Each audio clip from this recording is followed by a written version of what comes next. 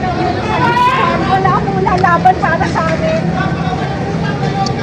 Kami po, lumaban kami sa desisyon. Ako, nag-teaching kami.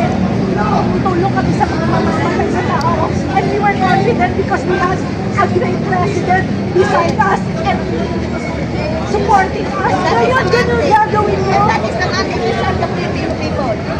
Sir, ako ay just asking kasi dito yung so-called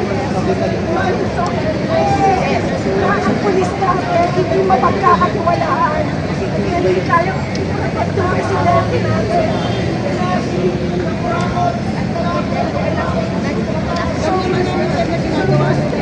So frustrated.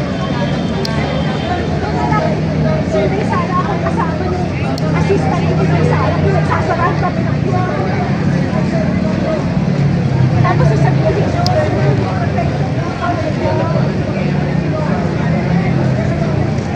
Sabi ko nga kami, yung mga pinuno sa lalaki na sila na bakit po tumaas ang sweldo nyo para dahil sa DRRT? May namatay sa drug war? Noong panahon ginigisa kayo, hindi kayo iniwan ng presidente. Lalo na yung kapulisan, hindi niya kayo binitawan. Kinuha niya lahat, kaya nga siya nandun eh. pag may sakit at kita, dinadalaw. Kaya nga nandun yung presidente natin. Nasa pang-aabuso eh. Naginawa ng ibang tao na Pero you know what, I blame our media also. Ang media natin, walang fairness. Walang fairness ang media natin. Kakampi ba tayo?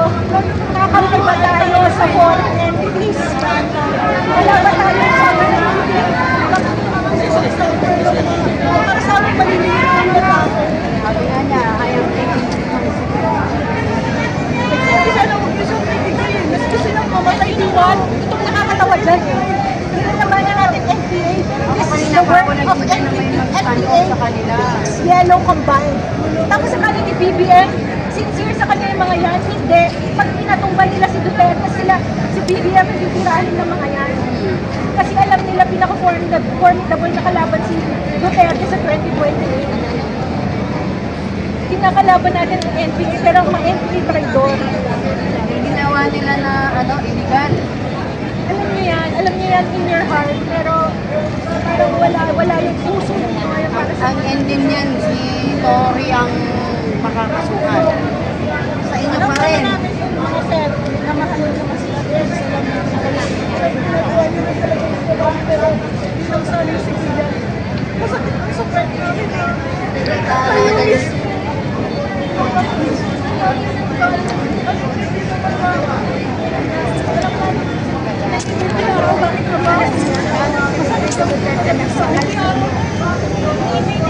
Physical sa akin, nandito sa kasi foreign ka lang, digital, hindi mo pa nga alam kung totoo yun eh.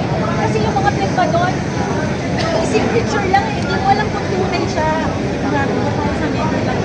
Wala siya eh. Tsaka we cannot let this stand because we're a sovereign nation. Hindi tayo pwedeng sumagot sa mga sa order ng Ibang bansa. wala na tayo sa ICC. Even si Trump does not support the ICC. Pwede naman namin kasi alam nila na walang support walang order ng ICC. Wala. Yes, ma'am, Emrad.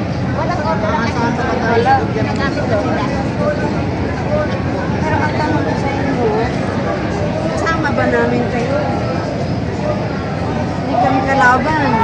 Kayo dapat yung tagapagtanggol namin. Bakit kayo yung parang against sa amin?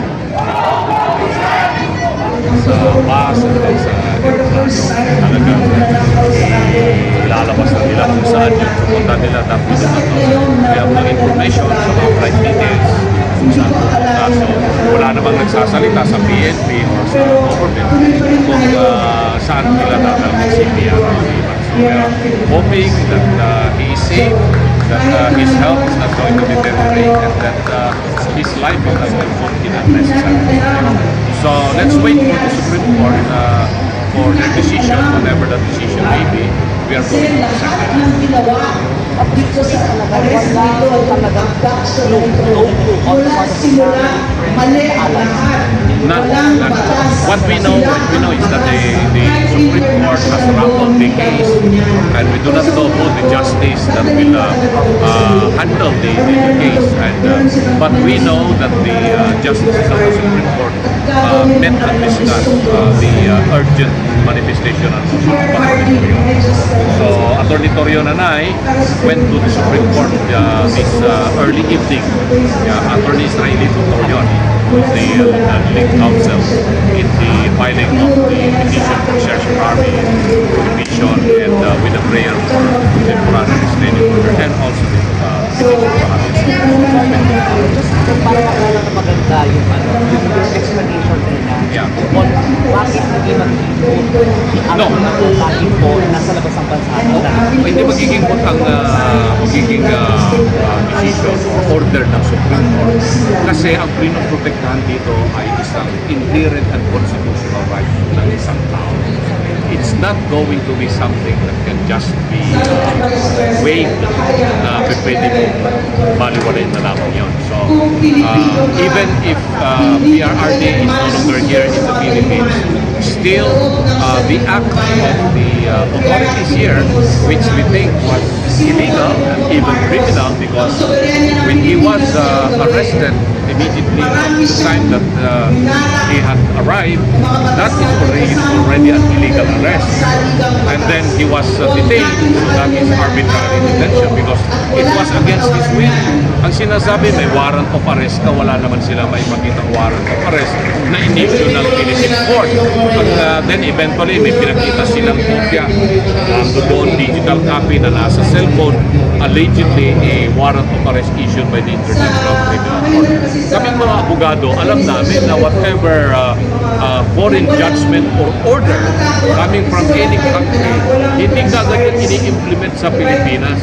There is a special proceedings under the rules of court that there has to be a recognition of the foreign judgment or order to be declared, decided by the competent court of the land. Kasi hindi natin alam kung authentic ba yung dokumento niyan, kung paano na-issue, and especially so if we are talking of a warrant of arrest na yun ang naging basihan nila, there are compliance to be made under the Rome Statute. What are these? One is, was the person named in the warrant was really the person that is charged, and were his rights amply observed in the issuance of that warrant. So, yan ay mga didiscuss yan doon sa petition for the recognition of a foreign judgment order, which is clearly stated under the special proceedings of the rules of court. So, yan ay wala. Talagang, ewan ko kung ano ang kanilang naging rason dyan.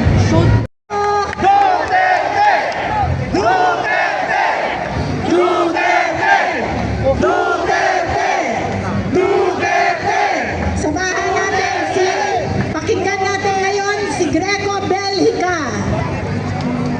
Magandang gabi po sa inyo lahat.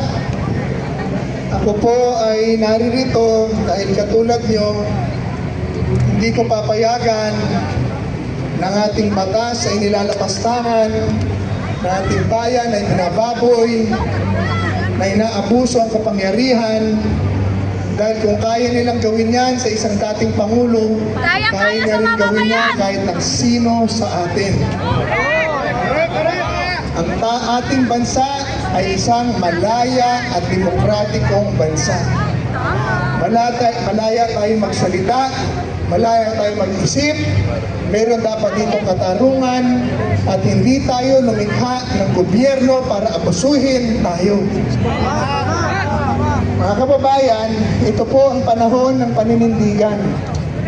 Yung hindi kayang gawin ng mga politiko, ng mga congressman, dahil sila'y nasusuhulan, dahil sila'y natatakot na mawalan ng pwesto, gawin na nating mga Pilipino.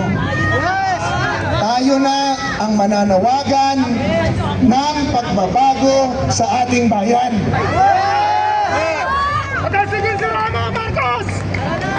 Mga kababayan, ito na pong panahon. Kitang-kita po natin ang lahat ng mga pang-aabusong ginawa sa prosesong ito. Meron tayong korte sa Pilipinas. Walang ICC na kailangan dito. Yan pong ICC ay ginagamit sa mga bansa na walang tumatakbong korte. Dito meron tayong mabagal na korte, pero meron tayong korte. Kung tayo ay lilitisin, dito dapat tayo lilitisin. Pag dinala po nila ron ang Pangulong Duterte dun sa Hague, sila na po at rules na nila ang maglilitis doon. Wala na tayong pag-asa doon. Kaya kung lilitisin ang Pangulong Duterte, dito nila litisin. Ang ating mga kapulisan ay nila